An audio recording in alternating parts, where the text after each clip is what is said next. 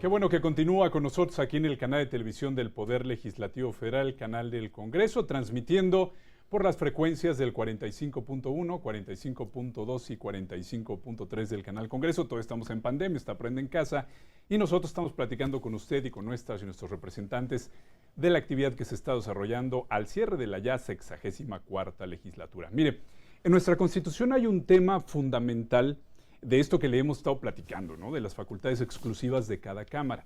Uno de los temas fundamentales para nosotros como país son las relaciones exteriores. Y la Cámara Alta, el Senado de la República, está facultada constitucionalmente para revisar la política exterior del presidente de México, del Ejecutivo Federal. Y para hablar de este y otros temas es que agradezco enormemente al presidente de la Comisión de Relaciones Exteriores, el senador Héctor Vasconcelos, que tiene una experiencia diplomática impresionante. Muchísimas gracias, senador, por estar con nosotros aquí en el canal del Congreso. Siempre es un gran placer estar en el canal y en general en el recinto de la Cámara de Diputados, sí, donde a lo largo de la vida he tenido tantos amigos, desde el arquitecto Ramírez Vázquez, que construyó este recinto, ¿no? Ya iremos platicando de estos temas, pero vamos a iniciar para que nos platique un poco la audiencia que nos sigue en toda la República Mexicana. ¿Cuál ha sido el trabajo? Está concluyendo 3 años de la legislatura. ¿Qué nos puede destacar el trabajo realizado en estos 3 años en la Comisión de Relaciones Exteriores en el Senado mexicano? Sí, quizá pudiéramos agrupar los temas de la siguiente manera. Sabemos que una de las funciones del Senado mexicano es la supervisión de la política exterior de México, la aprobación, en su caso, de tratados internacionales, la representación del Senado en reuniones interparlamentarias, etc. Entonces, digamos que el punto de partida quizás sea la ratificación de embajadores y cónsules generales. Y llevamos 43 embajadores ratificados, 20 cónsules generales, lo que nos da un total de 63 representantes diplomáticos mexicanos que han sido ratificados en esta legislatura. A mí me da mucho gusto reflexionar en el hecho de que prácticamente todos han salido por unanimidad, han sido ratificados por unanimidad. Esto no es fácil porque, como todos sabemos, hay posiciones políticas muy encontradas dentro del Senado. Entonces, haber logrado estos acuerdos, fíjese usted, solo en un caso hubo un voto de abstención, pero realmente, recuerdo también hubo un voto negativo en otro, pero pues es prácticamente nada cuando estamos hablando de 63 nombramientos. Esto implica muchas cosas, pero entre otras que hemos logrado en la Comisión de Relaciones Exteriores un buen ambiente. No mezclamos lo personal con lo político, lo ideológico, ¿verdad? Y cuando hay un buen nombramiento que es propuesto, como los que nos han llegado del Poder Ejecutivo, pues los partidos todos no han encontrado motivos para no ratificar a estos funcionarios. Digamos, esa es una tarea fundamental. La otra es la aprobación de tratados. Y en estos 3 años no cabe la menor duda de que el más importante de los tratados que han pasado por el Senado es el nuevo TEMEC, el tratado con los Estados Unidos y Canadá, el tratado comercial, que sustituyó al NAFTA, ¿no? Entonces, esto es quizá el tratado que nos ha ocupado más, porque es un tratado amplísimo que cubre prácticamente todas las esferas de la actividad económica y va más allá incluso. Entra en temas de tecnología, de derechos humanos, de democracia, de anticorrupción.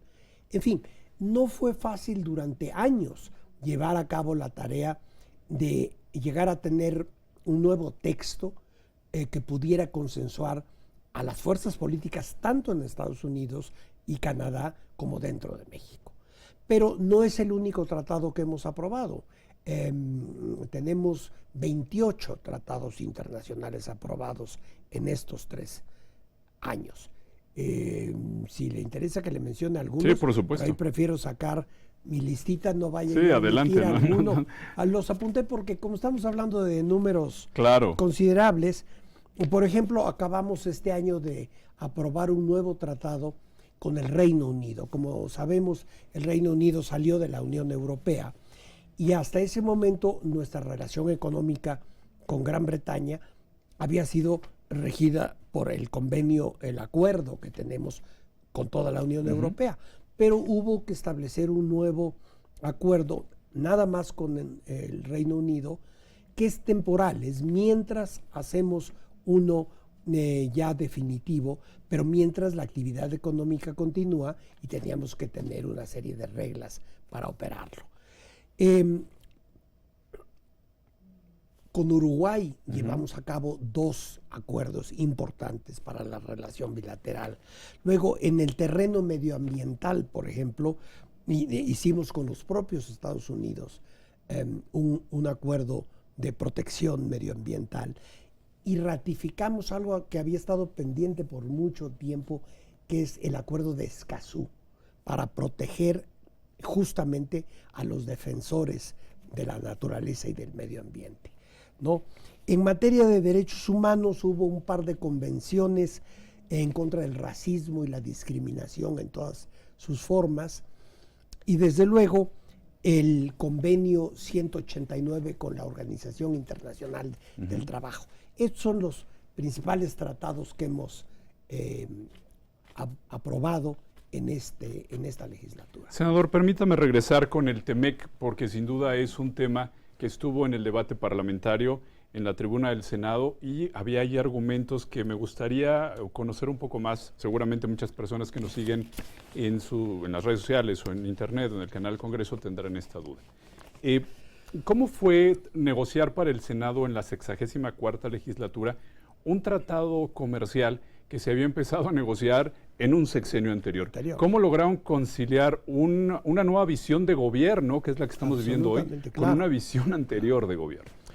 Sí, no fue fácil, como ya decía, es lo que más tiempo nos ocupó, pero se pudo lograr ese acuerdo general, ese consenso, porque yo creo que todas las fuerzas políticas representadas en el Senado estamos de acuerdo en que la relación con Estados Unidos y Canadá es crucial para México, es la más importante relación económica y comercial y de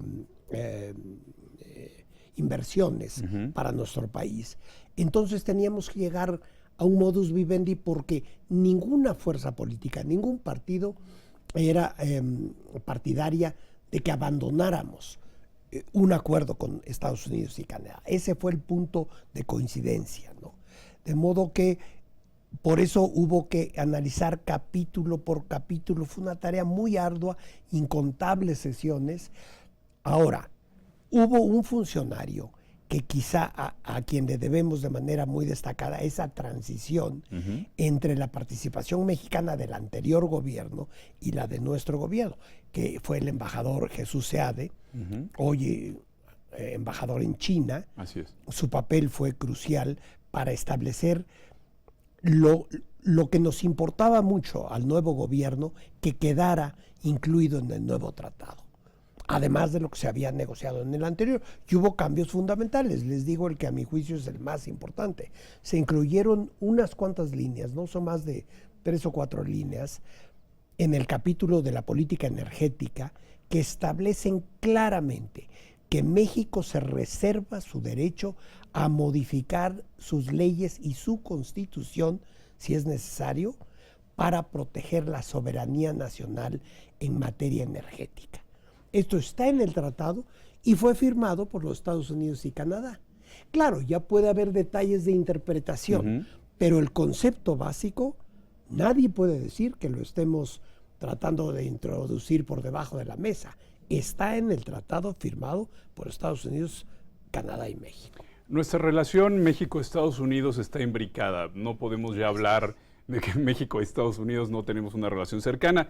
Todas y todos nosotros tenemos familiares viviendo allá, otros vivimos acá, tenemos comunicación y la frontera está pues abierta, activa, claro, y todo el tiempo estamos yendo y viniendo todas y todos. Recientemente ustedes aquí en Jicotencat, en el centro histórico, en la sede histórica, se reunieron con jóvenes mexico-norteamericanos para hablar precisamente de estos temas. ¿Qué fue lo que alcanzó a percibir de estas nuevas generaciones de jóvenes México-norteamericanos y de la relación en estos momentos con el vecino país del norte? Sí, fue una reunión breve, hay que decirlo, ¿verdad? Porque tuvo varias etapas. Yo participé en solo una de ellas. Pero, claro, uno percibe que al menos el grupo de jóvenes mexicanos que estuvieron en esta reunión tienen un gran interés por preservar sus lazos familiares, sanguíneos, culturales, sobre todo, con México, ¿no? Si no, no estarían acá. Ellos tienen una situación muy difícil de identidad, ¿verdad? Porque en términos materiales, claro, la sociedad norteamericana les resulta muy atractiva, pueden conseguir trabajos bien remunerados, lo cual desgraciadamente no ha sido siempre el caso en México, sobre todo en el pasado, pero no se olvidan de esa herencia mexicana. Tienen a sus padres o a sus abuelos en algunos casos ahí que no hablan inglés. Estos jóvenes hablan mejor inglés que español, ¿no? Pero no han abandonado psicológicamente su pertenencia a México. Entonces yo creo que eso es algo que el gobierno y el poder legislativo mexicanos debemos fomentar, ayudarlos a mantener esa presencia cultural en sus propias personalidades y por lo tanto en la sociedad. En el ámbito político, también a ustedes les ha tocado presenciar un cambio de administración en Estados Unidos, momentos tensos en la administración de Donald Trump y el regreso a la política de Barack Obama con el presidente Biden. Ustedes con sus pares norteamericanos tienen un intercambio constante, un diálogo parlamentario. ¿Cuál es el estado de la relación del cambio de Donald Trump al presidente Biden? Yo diría que han pasado pocos meses, apenas 6 meses, desde el inicio de la administración del presidente Biden. Entonces todavía es temprano para hacer una afirmación que pretendiera ser definitiva. Pero yo en lo personal, y aquí hablo en nombre mío propio nada más, porque hay puntos de vista muy distintos dentro de la Comisión de Relaciones Exteriores, pero yo siento como un alivio que hoy tengamos una relación política y diplomática con Estados Unidos, digamos de corte ortodoxo, en el sentido de que se maneja más a través del Departamento de Estado norteamericano que de la Casa Blanca como tal. Estamos menos sujetos, yo diría, a las idiosincrasias de un jefe de Estado y podemos basar nuestra relación más en cuestiones o en políticas o en organismos institucionales como el Departamento de Estado, como el Consejo de Seguridad norteamericana y desde luego el Congreso norteamericano. Y ahí tenemos pendiente para muy pronto, yo creo que para antes de que termine el año, una reunión interparlamentaria. Porque por XZ razones no se ha llevado a cabo una reunión interparlamentaria, me parece que en 13 años, algo así, que es inexplicable, ¿no? Entonces tenemos que retomar esa función tan importante que es el contacto entre legisladores de ambos países. Usted también como diplomático conoce muy bien la Unión Europea, seguramente le tocó vivir toda esta negociación eterna que parecía que nunca iba a concluir para conformar una Unión Europea, lo que nos acaba de compartir del rompimiento de la Gran Bretaña. Pero ¿cómo está el estado ahí, la relación comercial entre nuestro país y la Unión Europea? Pareciera que todo es en Washington, pero hay otro panorama en el viejo continente. Sin duda alguna. De hecho, estamos a punto de llegar a la conclusión de un nuevo acuerdo global con la Unión Europea. Como usted sabe, tenemos uno desde el año, me parece que fue el año 2001, cuando entró en vigor, o el propio 2000. A mí me tocó la ratificación por parte del Parlamento danés, porque yo en ese momento era embajador de México en Dinamarca. Pero ese acuerdo había que renovarlo, también modernizarlo, hacerlo más acorde con las realidades, sobre todo ahí con las realidades tecnológicas de hoy día, ¿no? Y el texto está concluido, se está traduciendo por razones protocolarias a 23 idiomas que se hablan dentro de la Unión Europea. Y eso que parece una cosa sencilla, no lo es. Son 23 traducciones que tienen que ser aprobadas por los parlamentos de cada uno de esos países. Ahora, por lo que se refiere al gobierno federal y al partido al que yo pertenezco, que es Morena, no podría ser mayor el interés en la Unión Europea, en América Latina, en los contactos con Asia-Pacífico, con la India, con China. Es decir, hay un gran interés por diversificar nuestras relaciones de toda índole con el mundo para no estar exclusivamente centrados en América del Norte. Pero ahí hablo a nombre propio y de mi partido. Precisamente de esto que nos dice la geopolítica, lo que vemos en los diarios, pero también en los ámbitos diplomáticos alcanzamos a percibir. Vemos pues, debate internacional, posturas, intercambio de puntos de vista en el seno de la Organización de las Naciones Unidas respecto a China, a Rusia, a Estados Unidos, a Venezuela, en fin, esta geopolítica. Para México, ¿cómo es, y para el Senado de la República, poder tener estos puentes de diálogo con pues, países que están en constante debate internacional y geopolítico? Un ejemplo, claro. Nosotros participamos en la vacunación COVID-19 con Rusia, con China y también con Estados Unidos. Es decir, vemos que hay esta apertura que nos está platicando. No es centrarnos en una visión, sino tener una visión de geopolítica más amplia. Sí, y a todo esto hay que agregar que México hoy en día es parte del Consejo de Seguridad de las Naciones Unidas.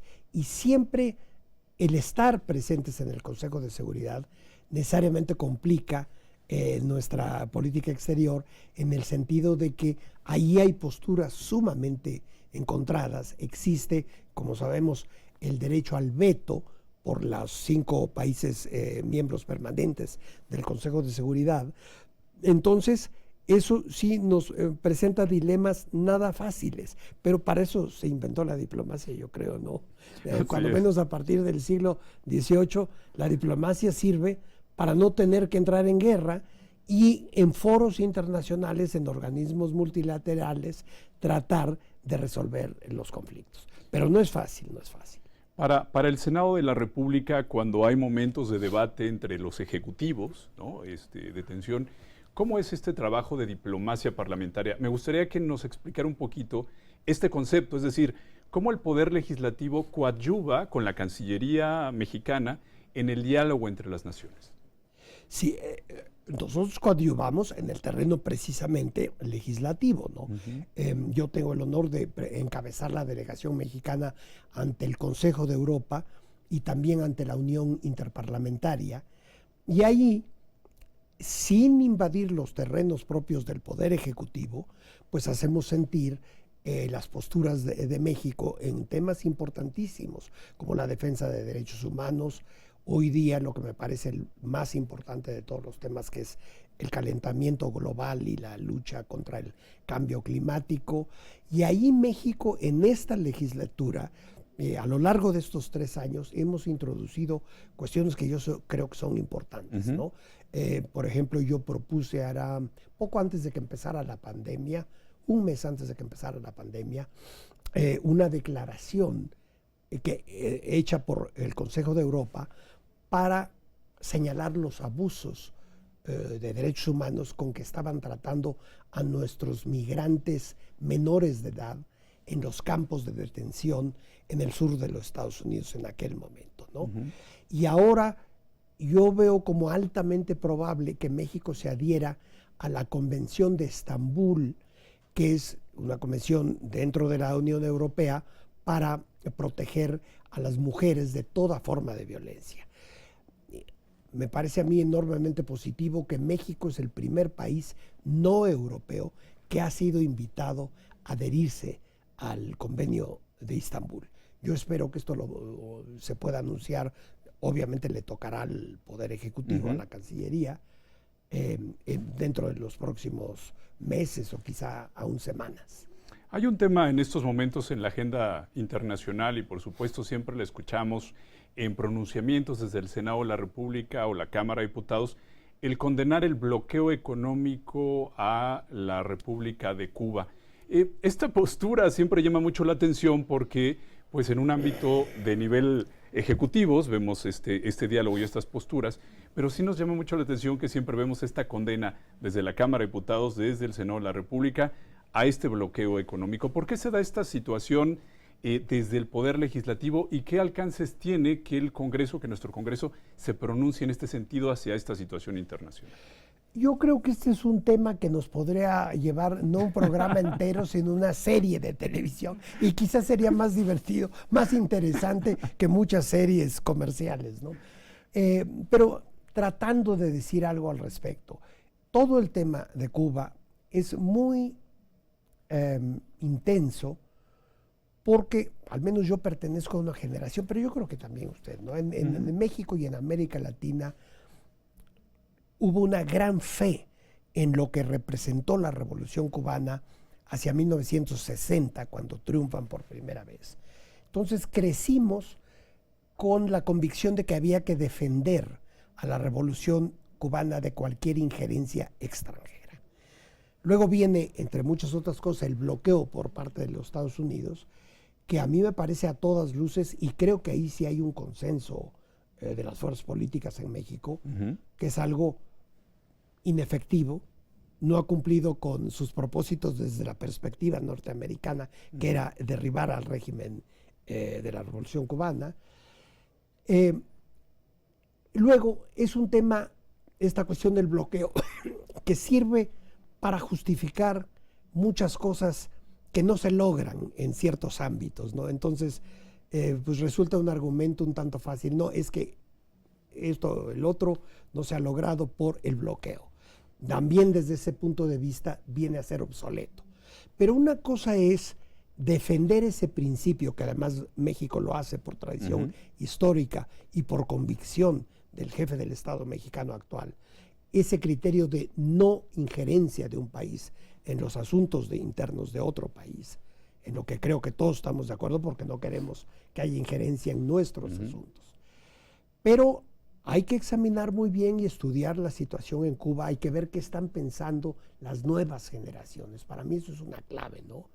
Yo personalmente no estoy seguro de cómo están viendo el desarrollo a futuro de Cuba quienes hoy en aquel país tienen 20 años, 25 años. Yo creo que eso va a ser determinante y tenemos que observar esto con mucho cuidado y conducirnos por una parte con respeto a esa herencia de no intervencionismo, pero también habrá que ver cuáles son las nuevas circunstancias de Cuba en los próximos años y meses.